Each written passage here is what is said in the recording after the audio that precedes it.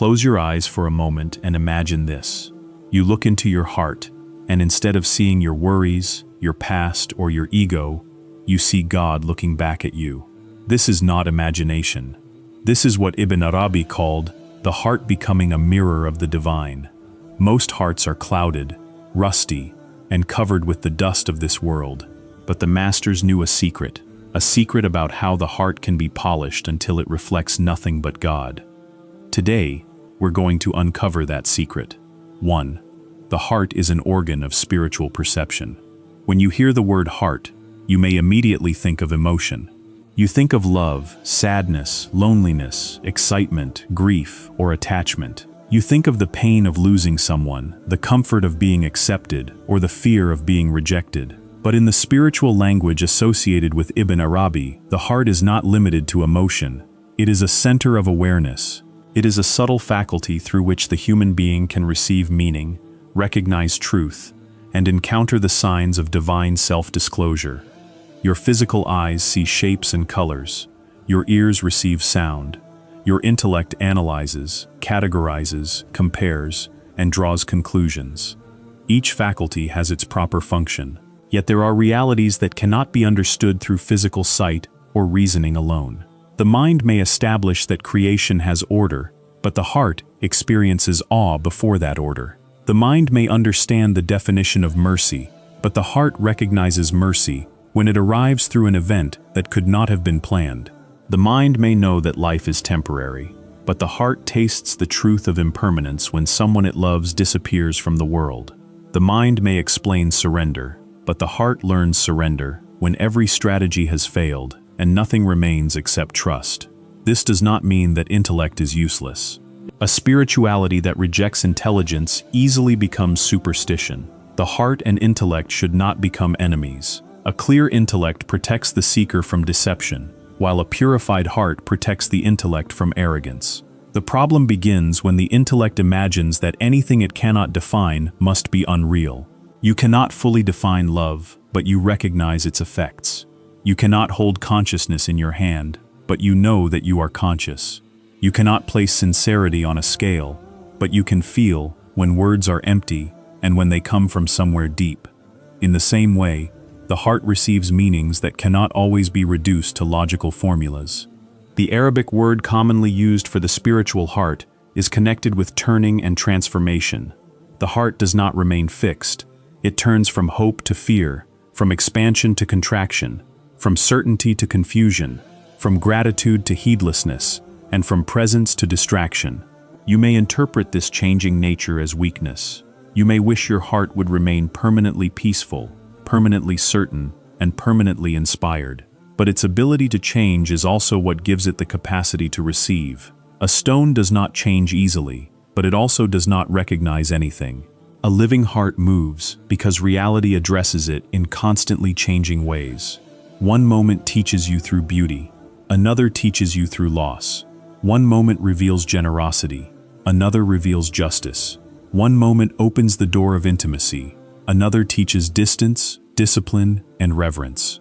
The heart must be capable of turning because the signs appearing before it are never limited to one form. Many people miss God's guidance because they expect it to arrive only through comfort. They believe that if God is near, everything should feel peaceful. If life becomes difficult, they assume that they have been abandoned. But difficulty may awaken a part of the heart that comfort kept asleep. A closed door may reveal your hidden dependence on human approval.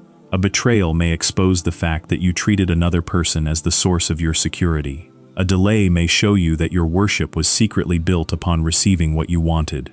The event becomes a mirror, and through that mirror, you see what was hiding inside you. This is why the spiritual heart is not merely the place where you feel. It is the place where you recognize. Yet recognition requires purification. A disturbed surface cannot reflect an image clearly. When water is constantly shaken, even the most beautiful moon appears broken within it.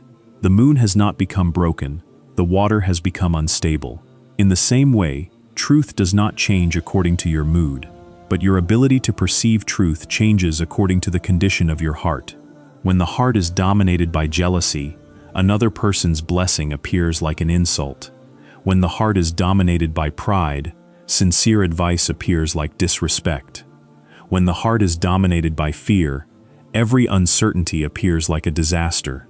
When the heart is dominated by desire, every limit appears like oppression. When the heart is dominated by resentment, even kindness is interpreted with suspicion. You do not see the world only as it is. You see it through what you have allowed to occupy your heart.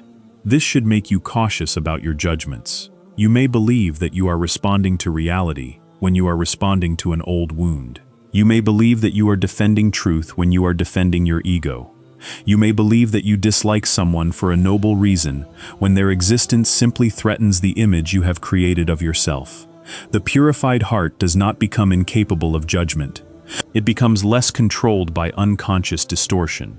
It learns to pause before declaring that its first reaction is the truth. It asks, "What within me is seeing this event? Is it sincerity or pride? Is it wisdom or fear? Is it compassion or weakness? Is it justice or revenge?" This questioning is not indecision. It is spiritual intelligence. Your heart is always reflecting something.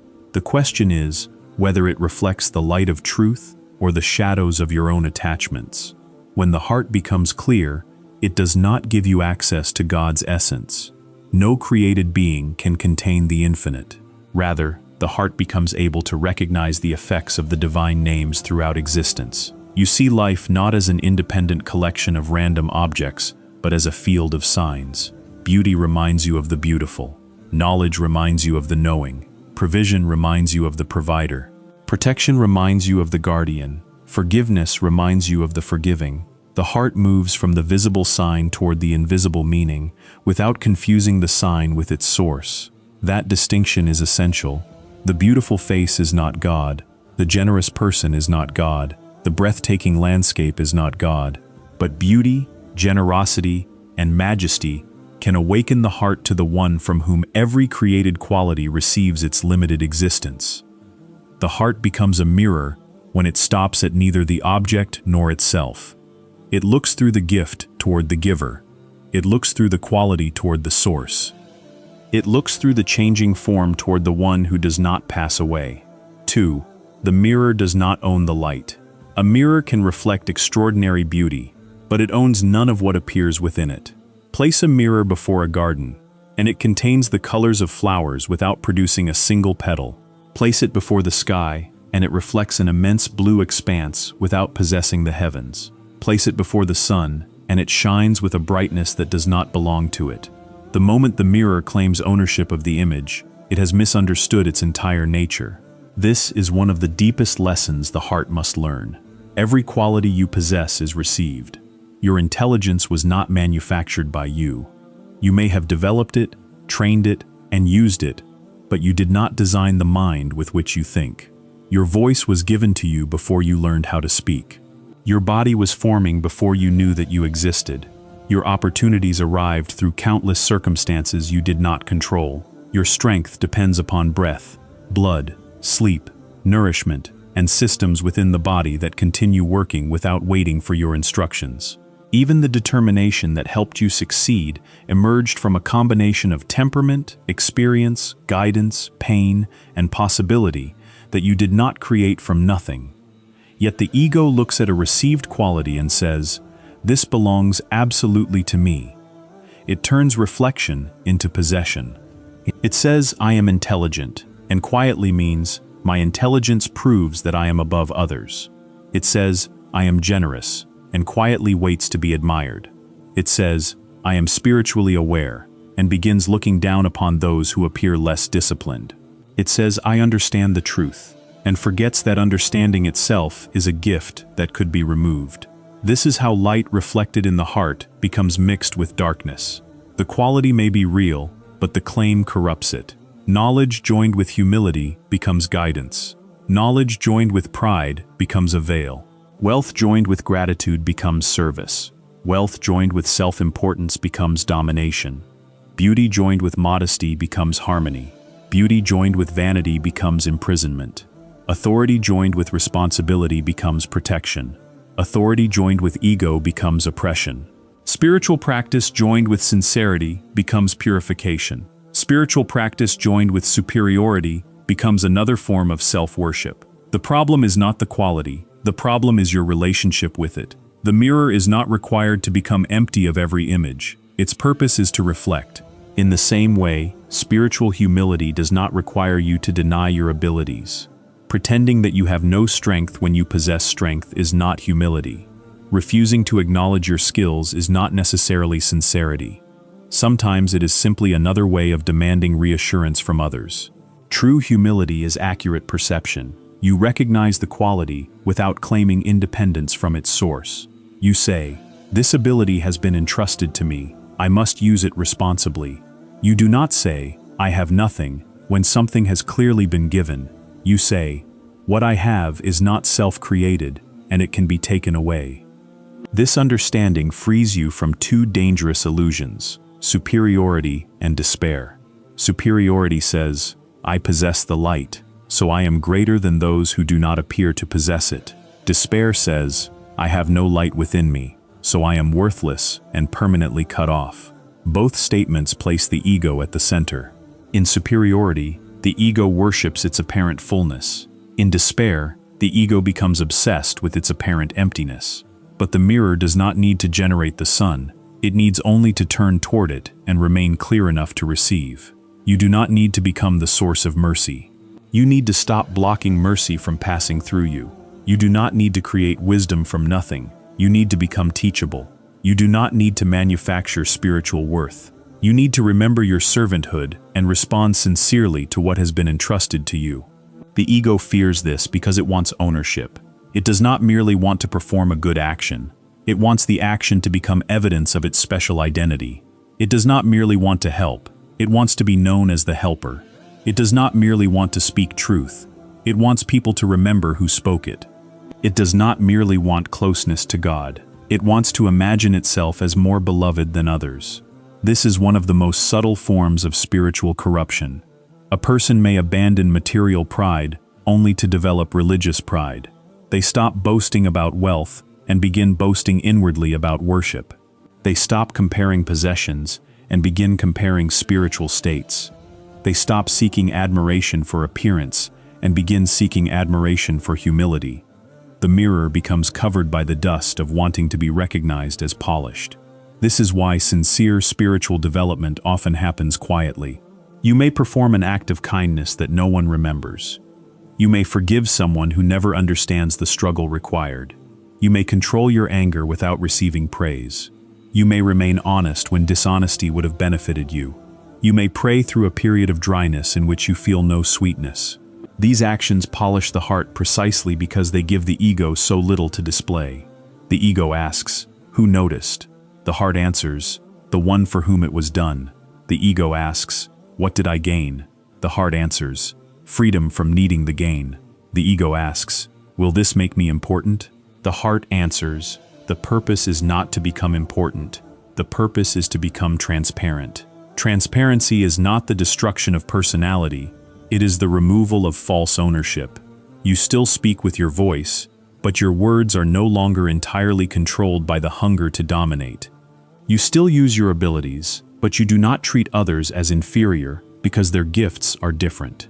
You still enjoy blessings, but your enjoyment becomes gratitude rather than entitlement. You still experience success, but success does not convince you that you are self-sufficient.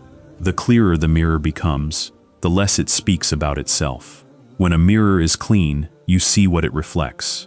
When it is dirty, you notice the mirror. A heart obsessed with itself constantly interrupts the reflection.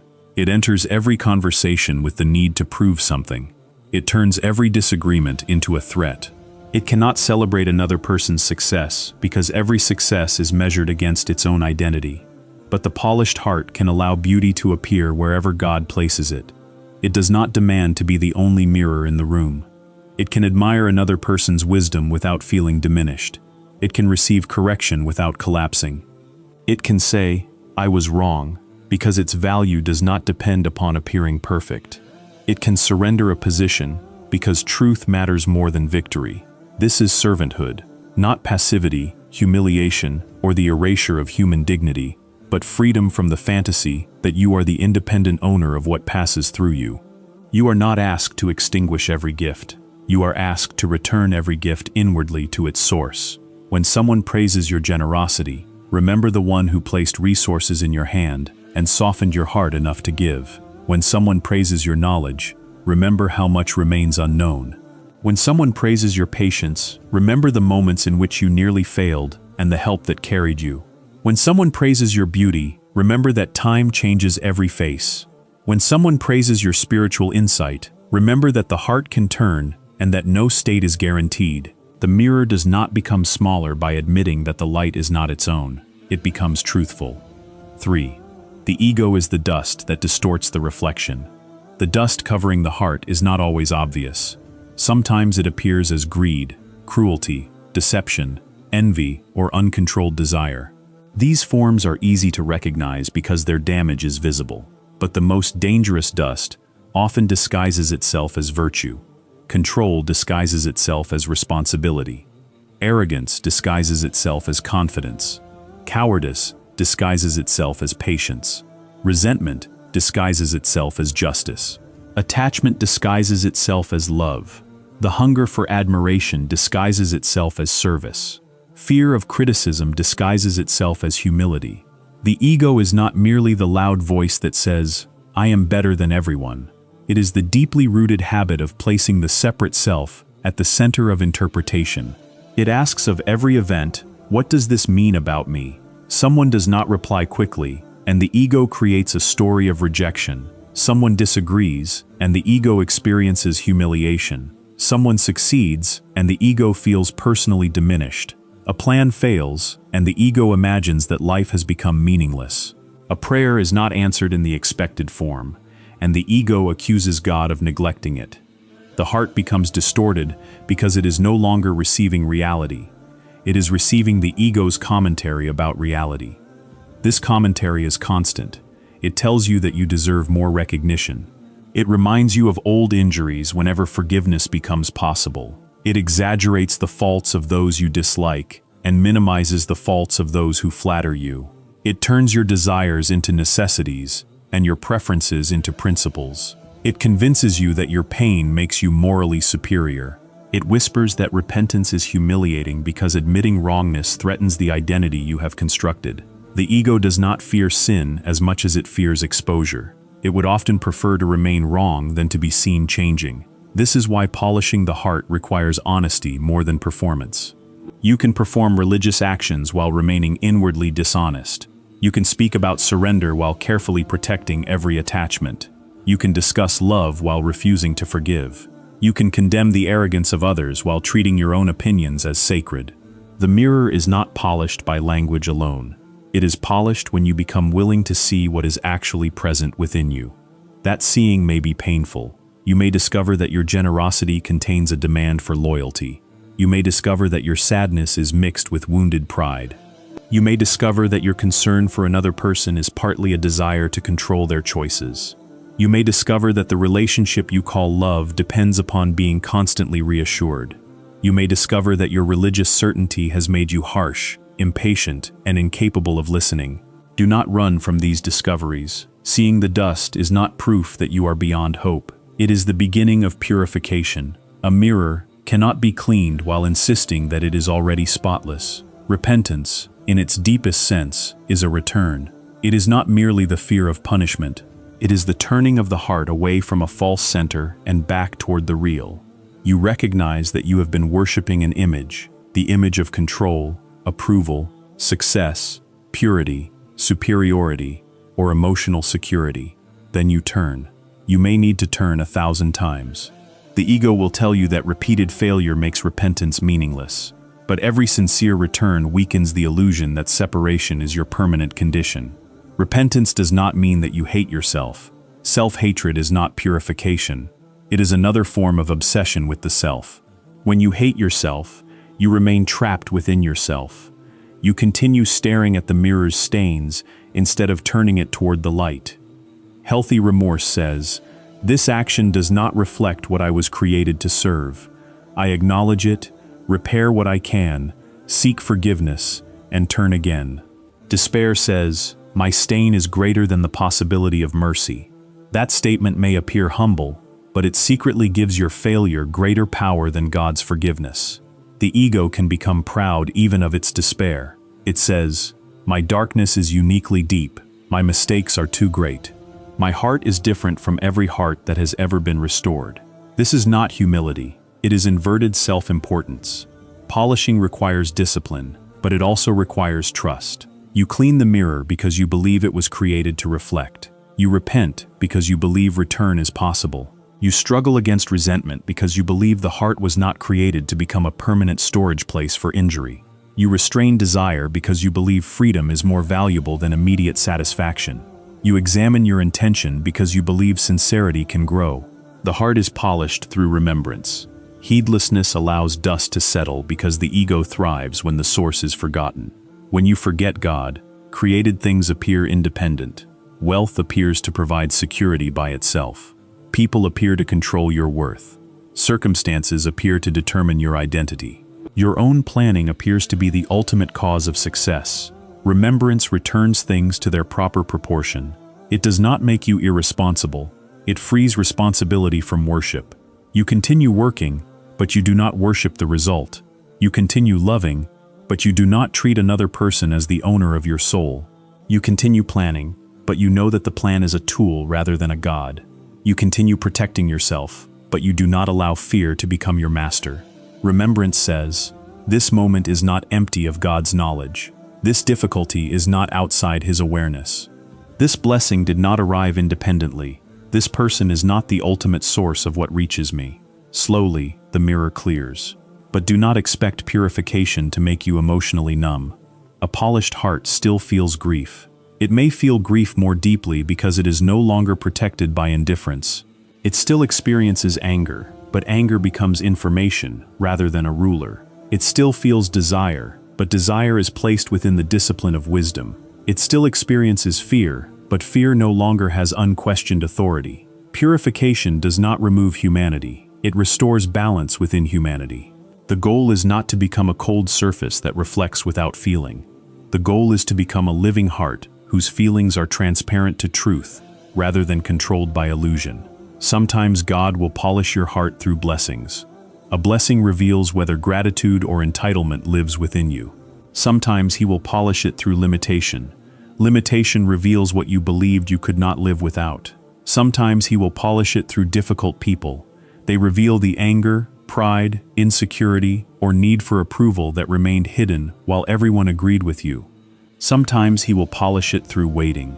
Waiting reveals whether your worship depends upon receiving immediate answers. Sometimes He will polish it through loss. Loss reveals whether you loved the gift as a sign leading to God or as a possession replacing Him. This does not mean that every pain should be romanticized. Oppression should not be called purification to excuse the oppressor.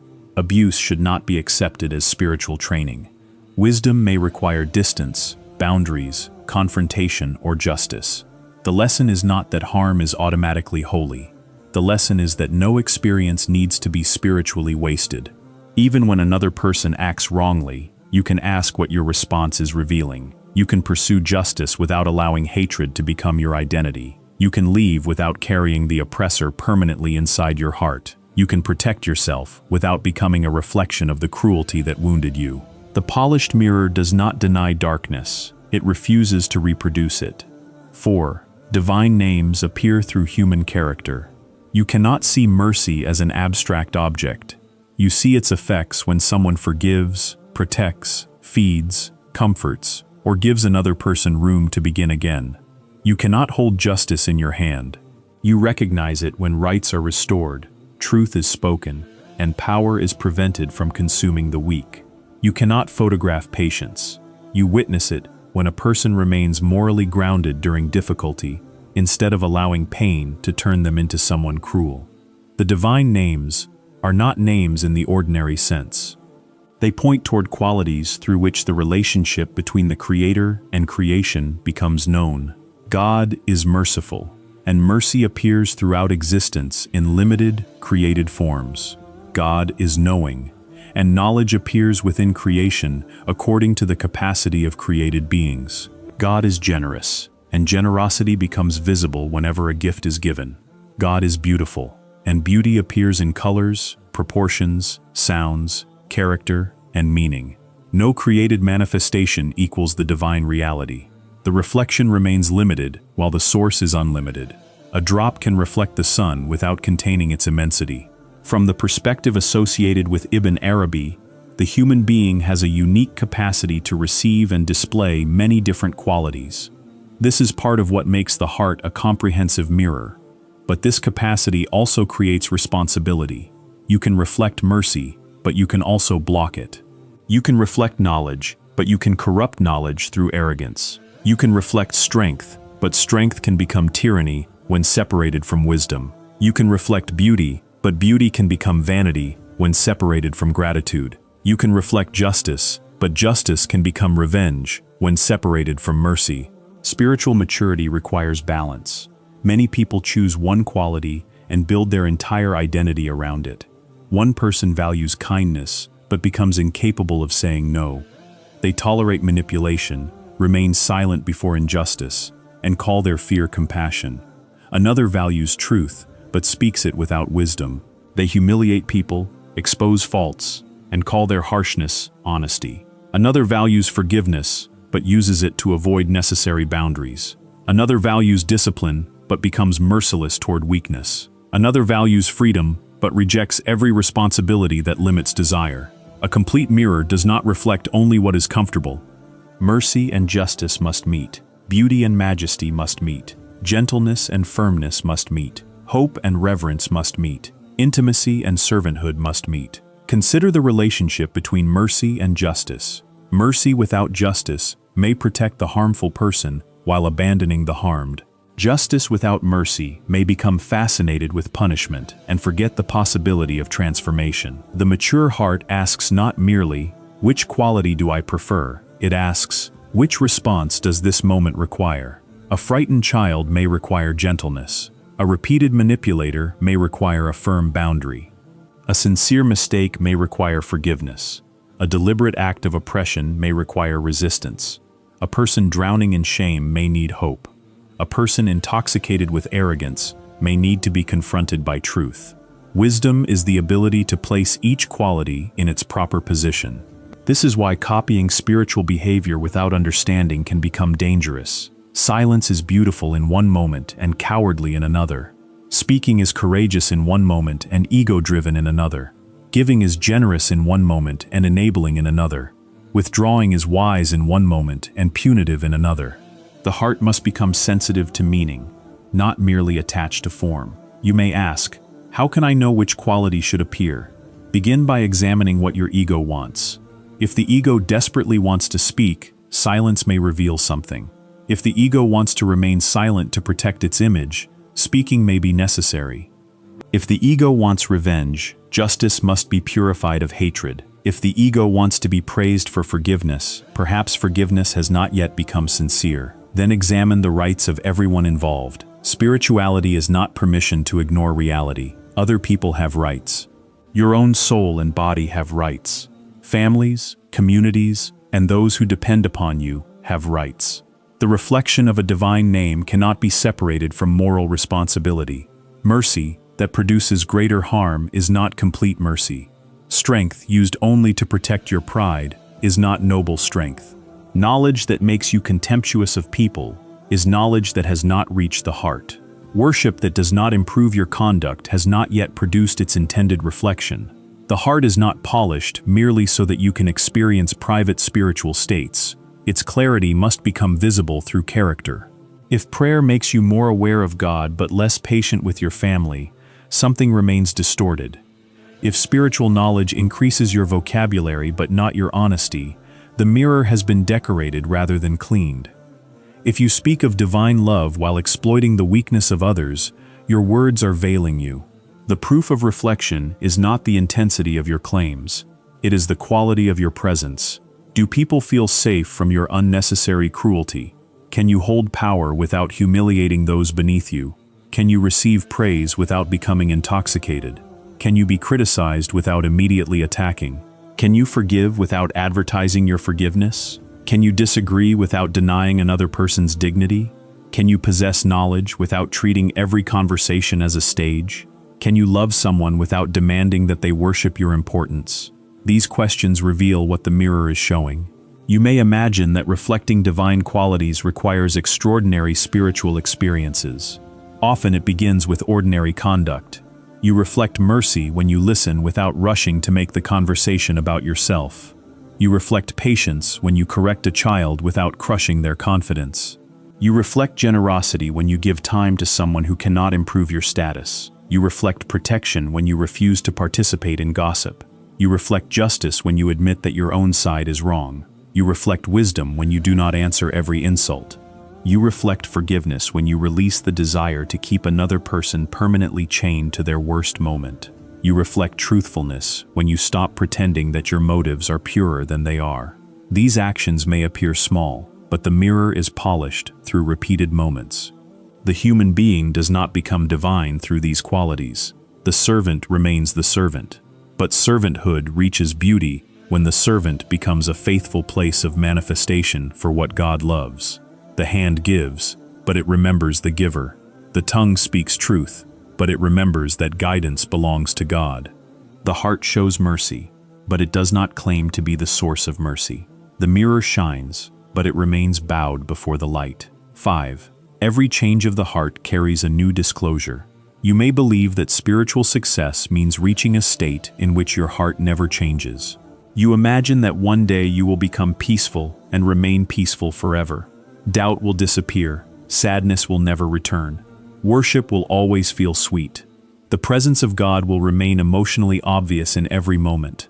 When this does not happen, you assume that you are failing. But the heart is called the heart partly because of its turning. It is alive, and life moves. One day you experience expansion. Prayer feels open. Gratitude comes easily.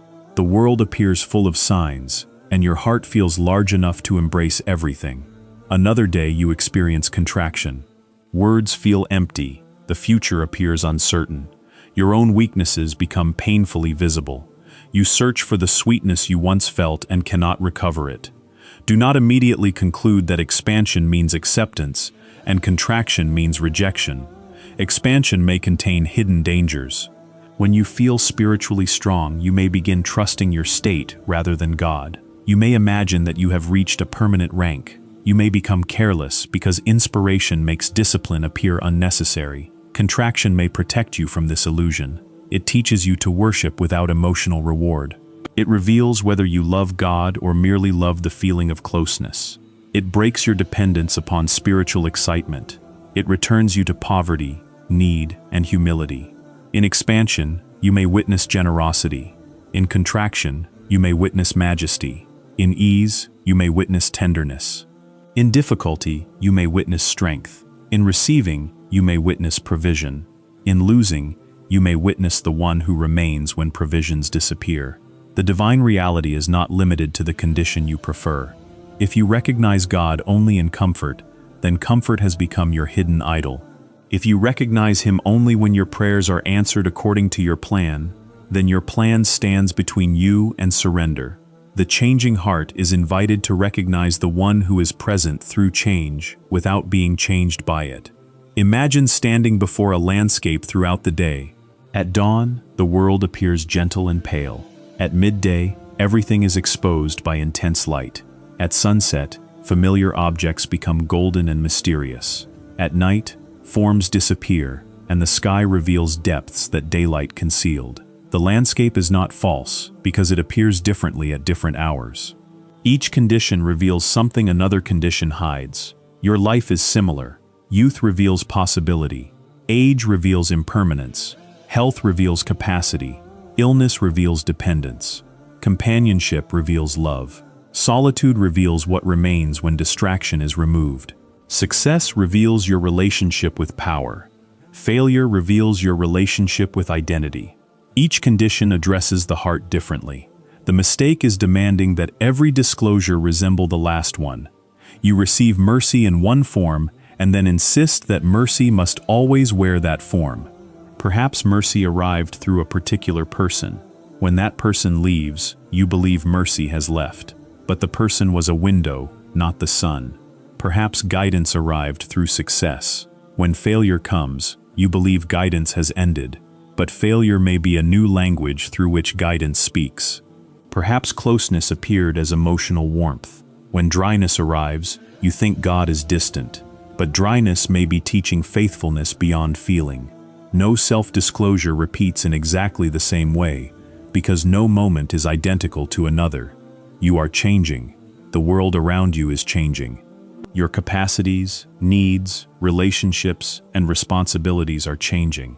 The lesson required yesterday may not be the lesson required today. Yesterday you needed courage to act. Today you may need humility to stop. Yesterday you needed to trust another person. Today you may need to establish a boundary. Yesterday you needed to speak. Today you may need to listen. Yesterday you needed hope. Today you may need accountability. The heart remains awake by refusing to imprison God's guidance within one familiar form. This does not mean that truth itself changes according to desire. Moral principles are not erased by emotional fluctuation. The point is that the application of wisdom requires presence. A living relationship with God cannot be reduced to repeating yesterday's emotional experience. Some people spend years trying to return to one spiritual moment. They remember a prayer in which they wept, a night in which everything felt clear, or a period when worship was effortless. They turn that memory into a standard and judge every present moment against it. But the door behind you may have closed because another door has opened. You are being invited forward, not backward. Perhaps the tears taught tenderness. Now dryness must teach loyalty. Perhaps certainty taught trust. Now confusion must teach patience. Perhaps companionship taught love. Now solitude must teach inward stability. Do not worship the state. States come and go. The one who sends them remains. This perspective transforms your relationship with suffering. It does not make suffering painless, and it does not require pretending that every loss feels beautiful. Grief is real. Confusion is real. Loneliness is real. The heart may break under what it is asked to carry, but a broken heart is not necessarily a useless heart. Sometimes what breaks is the hardened shell surrounding it. You believed that security lived in a job, a relationship, a reputation, a body, or a plan. When that form collapses, the heart feels as though it is dying, yet the collapse may reveal that you had mistaken a temporary reflection for the permanent source. This realization should never be used to speak carelessly to someone in pain.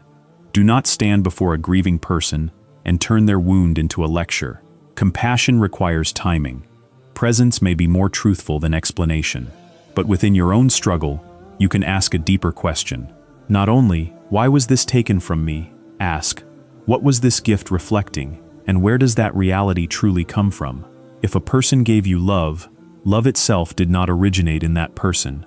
If a position gave you dignity, your deepest dignity did not originate in that position. If wealth gave you options, possibility itself is not owned by wealth. If health allowed you to act, the meaning of your existence was never limited to physical strength. The form may disappear while the source remains. This does not cancel grief. It prevents grief from becoming disbelief in all future meaning. The heart capable of transformation does not cling to one image. It allows the mirror to receive whatever God places before it, while remembering that no image is the light itself. 6. Other people reveal what your heart is reflecting. Every relationship is a meeting of mirrors. You look at another person, but you do not see them with complete neutrality. You see them through memory, expectation, desire, fear, and interpretation. Two people can encounter the same individual and experience entirely different reactions. One sees confidence, another sees arrogance. One sees caution, another sees coldness. One sees generosity, another suspects manipulation. Sometimes these differences reveal something real about the person being observed. Human beings are complex and often display contradictory qualities, but sometimes your reaction reveals more about your heart than about theirs. The person who irritates you may possess a quality you have rejected within yourself. The person you idolize may appear to carry the confidence, beauty, freedom, or security you believe you lack. The person you cannot forgive may continue to occupy the heart because your identity has become attached to being the one who was wronged.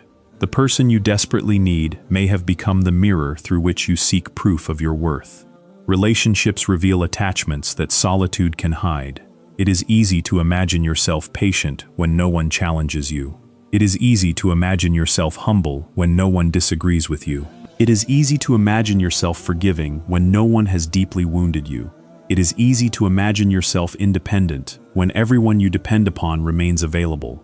Another person enters your life, touches the hidden structure of the ego, and suddenly what was concealed becomes visible. This does not mean that every conflict is your fault. That idea is simplistic and dangerous. Some people lie, exploit, manipulate, betray, and abuse. Spiritual reflection must never be used to erase responsibility. You are not required to call oppression a projection of your own mind. You are not required to remain near someone who repeatedly harms you. A mirror reveals the wound, but the person who caused the wound may still be accountable. The deeper question concerns what happens inside you afterward. Will their cruelty become your teacher or your permanent master? Will you establish a boundary, or will you build your entire identity around the injury? Will you seek justice, or will you become addicted to revenge? Will you learn discernment, or will you decide that every human being is untrustworthy? Will the experience deepen wisdom, or will it close the heart completely?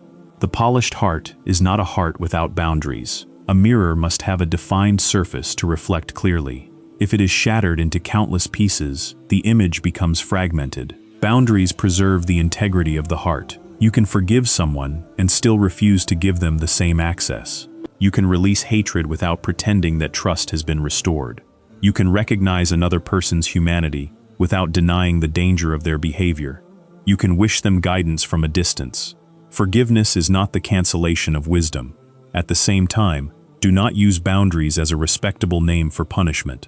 A boundary says, "This behavior cannot continue in my life." Punishment says, "I want you to suffer because I suffered." A boundary protects the heart from repeated harm. Punishment keeps the heart emotionally tied to the offender. One creates space for healing. The other allows resentment to remain in control. Every person you meet also carries signs of the divine names. The compassion of a mother, the courage of someone defending the weak, the creativity of an artist, the insight of a teacher, and the loyalty of a sincere friend can awaken recognition within you. But do not confuse the reflection with the source. This is one of the great dangers of human love. Someone reflects tenderness, and you begin believing that tenderness exists only through them. Someone reflects beauty, and you become unable to imagine beauty beyond their face.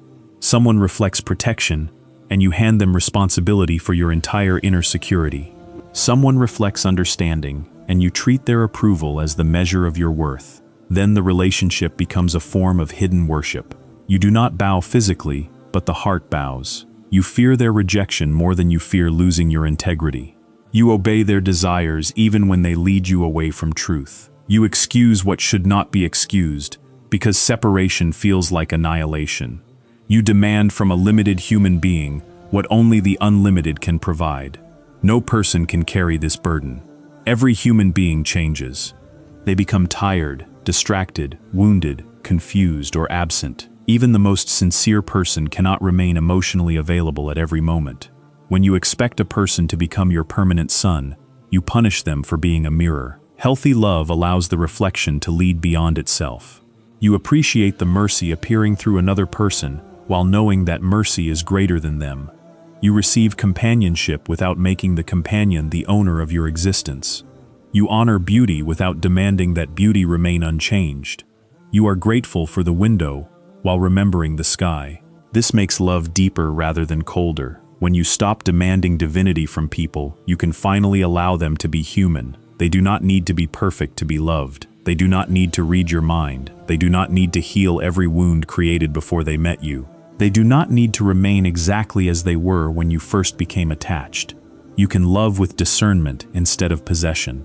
You can see the other person as a unique sign rather than as an object designed to complete your identity. This also changes how you approach people who are different from you. A narrow heart recognizes truth only in familiar forms.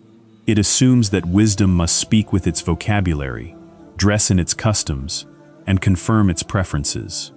An expanded heart remains grounded in principle, while recognizing that signs appear through enormous diversity. The same rain falls upon different soils and produces different flowers. The same light enters through different windows and appears in different colors. Human differences do not automatically mean that every belief is equally true or every action equally moral. Discernment remains necessary, but certainty does not require contempt.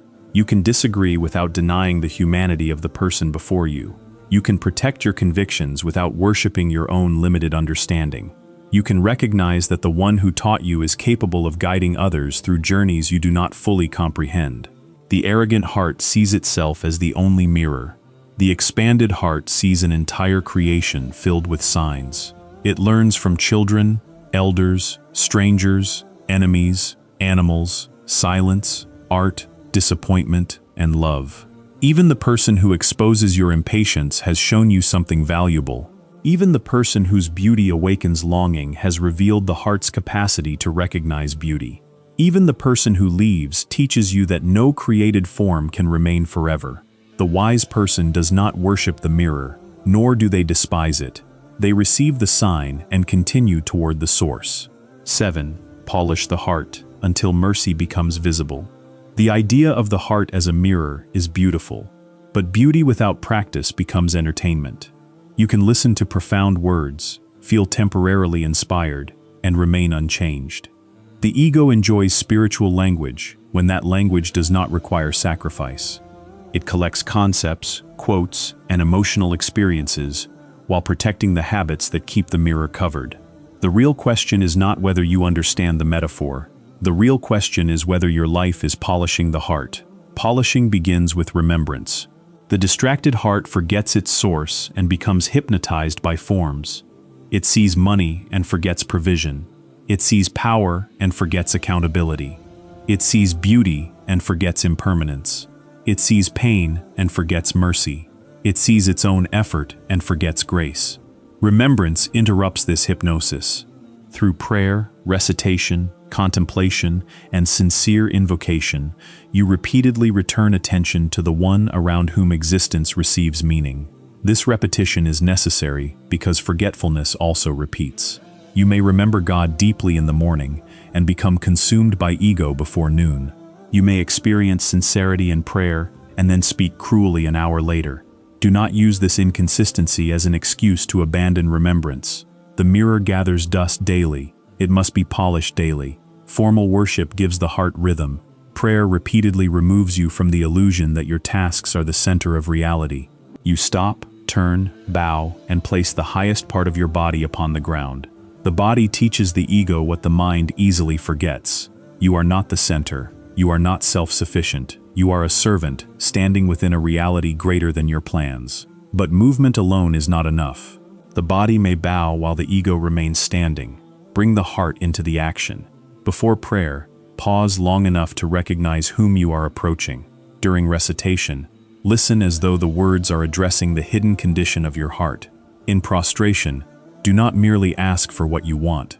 Allow the posture to expose what you have been trying to control. After prayer, observe whether the encounter affects the way you treat people. Remembrance also includes silence. Not all silence is sacred. Sometimes silence is fear. Sometimes it protects wrongdoing. Sometimes it is used to manipulate. But chosen silence can reveal the noise controlling you. Sit without immediately reaching for stimulation. Watch how quickly the mind searches for distraction.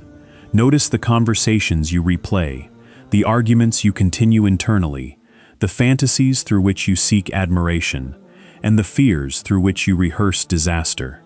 Do not believe every thought simply because it appears within you. The mind produces images. The heart must learn which images deserve attention. Silence gives the dust time to become visible. Polishing also requires truthful self-accounting. At the end of the day, ask what you reflected. Where did mercy pass through you? Where did pride interrupt it? Where did you speak from sincerity? Where did you exaggerate to protect your image? Where did fear make your decisions? Where did desire disguise itself as necessity? Where did you treat another person as an object rather than as a soul entrusted with dignity? Do not ask these questions to torture yourself. Ask them to become conscious. What remains unconscious controls you more easily. When a pattern becomes visible, you can interrupt it. Perhaps you notice that criticism immediately produces anger. The next time criticism arrives, create a pause before responding. Perhaps you notice that loneliness causes you to return to harmful relationships. Build forms of healthy companionship before loneliness becomes desperate. Perhaps you notice that praise makes you careless. Use praise as a reminder to renew gratitude. Perhaps you notice that exhaustion makes you cruel. Respect the body's limits instead of pretending that spiritual maturity removes the need for rest. Polishing is practical. It includes sleep, lawful nourishment, responsible work, honest relationships, and care for the body. A neglected body can fill the emotional world with unnecessary instability. Not every difficult feeling is a mystical sign. Sometimes you are exhausted. Sometimes you need medical help. Sometimes trauma requires skilled support. Sometimes anxiety has psychological and physical dimensions that should not be reduced to weak faith. Wisdom does not force every problem into one explanation. The heart, intellect, body, and environment influence one another. Seeking appropriate help is not a betrayal of trust in God. Means are part of the world through which provision arrives. Polishing also requires service. A mirror turned only toward itself reflects nothing beyond itself. Serve someone who cannot improve your reputation. Give without announcing the amount. Listen without preparing your reply. Protect a person who is absent from a conversation. Make life easier for someone who has no power to reward you. Service removes the heart from the prison of constant self-reference, but serve wisely. Do not destroy yourself to prove that you are generous. Do not enable irresponsibility. Do not make others dependent upon you because being needed gives you identity. True service helps without demanding emotional worship. It gives what is appropriate, not whatever the ego requires in order to feel important. Polishing requires forgiveness, but begin by understanding forgiveness correctly. Forgiveness does not always mean reconciliation. It does not erase consequences. It does not require you to deny the truth. It means that you stop feeding the desire for another person's destruction. You return judgment to God, pursue whatever justice is necessary, and refuse to let hatred become the permanent image within your heart. Sometimes forgiveness happens gradually. You may release the wound today and feel it return tomorrow. Release it again. The heart is not healed by pretending that pain disappeared. It is healed by repeatedly choosing not to turn pain into poison. Polishing requires gratitude. Gratitude is more than saying that you are thankful. It is recognizing the source of the gift and using the gift in a way that does not contradict its meaning. The gratitude of knowledge is to teach and remain humble. The gratitude of wealth is generosity and responsibility. The gratitude of strength is protection. The gratitude of influence is honesty. The gratitude of time is purposeful use. The gratitude of love is loyalty without possession. A blessing you refuse to use rightly becomes another layer of dust. Polishing requires surrender. Surrender is not passive resignation. It does not mean that you stop acting, planning, or resisting injustice. It means that after acting with responsibility, you release the demand that reality must obey you. You work without treating the result as your God.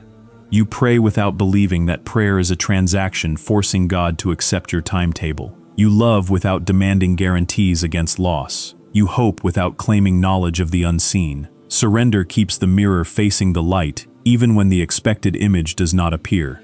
There will be days when you fail. You will become angry after speaking about patience. You will seek approval after declaring freedom from people's opinions. You will become attached after promising yourself that you had learned detachment. Do not turn inconsistency into hypocrisy unless you have consciously chosen deception. A sincere seeker may fall repeatedly while continuing to return. The mirror is not polished once. It is polished through a lifetime of turning. Your goal is not to create a flawless spiritual image for others to admire. The desire to appear flawless is itself dust. Your goal is to become increasingly truthful, increasingly receptive, and increasingly able to reflect what each moment requires. Sometimes that reflection will be gentleness. Sometimes it will be courage. Sometimes it will be silence. Sometimes it will be an apology. Sometimes it will be a firm refusal. Sometimes it will be patient waiting. Sometimes it will be decisive action. The polished heart is not predictable according to egoic habit. It responds according to wisdom, and perhaps this is what it means for the heart to mirror God. Not that God can be reduced to an image within you, not that you become divine, not that every desire of the heart becomes sacred. It means that the heart becomes so free from false ownership, resentment, arrogance, and heedlessness that the effects of the divine names can appear through it with less distortion. When people encounter you, they encounter mercy without weakness. They encounter strength without cruelty. They encounter truth without humiliation. They encounter knowledge without arrogance. They encounter dignity without superiority. They encounter love without possession. They encounter boundaries without hatred.